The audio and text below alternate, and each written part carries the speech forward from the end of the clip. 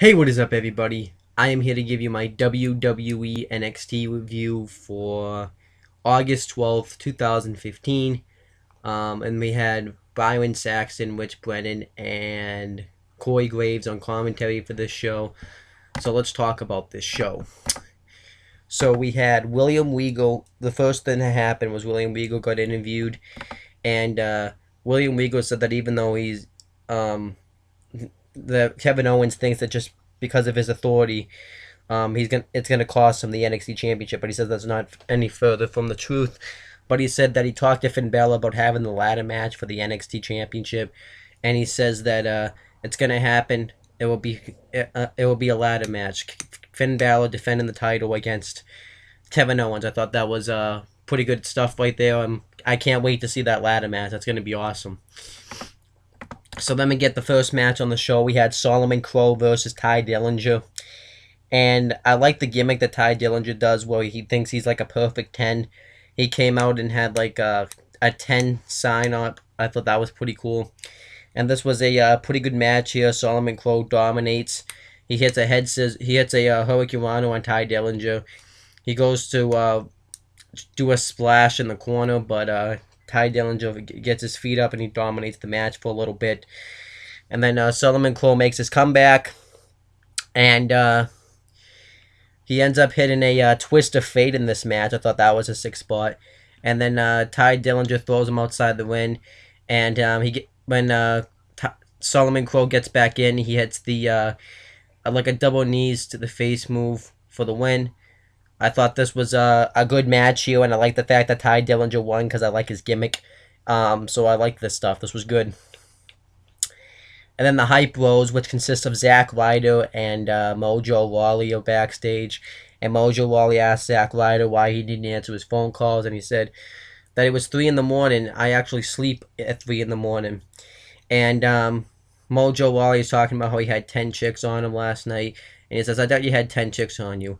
And then he lists up 2 other people's names. He's like, no, Zach, it was 12.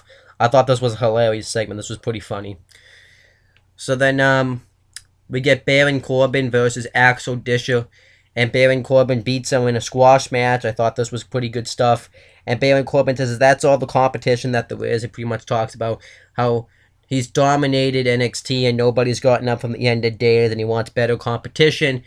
And he tries to attack Axel Disher some more, but then Steve Cutler comes out and Baron Corbin lays him out with the end of days. And Baron Corbin talks some more shit. And then Samoa Joe comes out and says that if you want some competition, you got it, but you're not going to lay me out with the end of days. And Baron Corbin says that we can have a match, but not tonight. We're having another night. And he shoves Samoa Joe and attacks him. He starts throwing some punches at him, and he goes to hit him with the end of days. Samoa Joe ducks, and he gets him in the weird naked choke or the sleeper hold, and Baron Corbin passes out. I thought this was a really good segment, and they announced that this match is going to happen at NXT TakeOver in Brooklyn.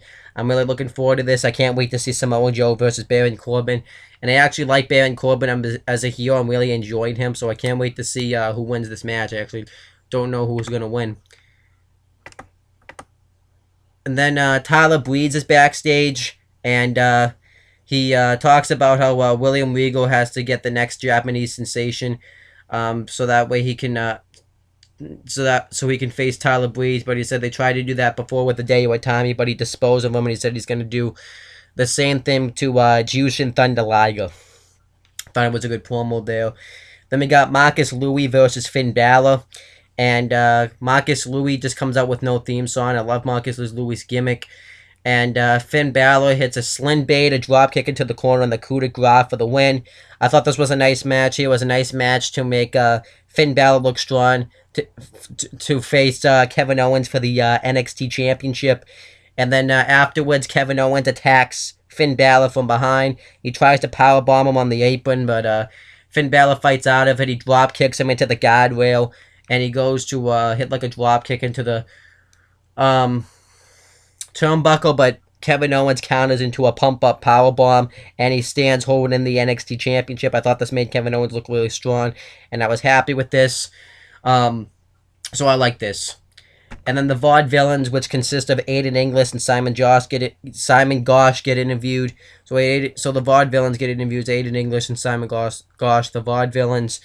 And the Vaudevillains say that they're going to take the tag team championships, the NXT tag team championships, from Blake and Murphy at NXT TakeOver in Brooklyn.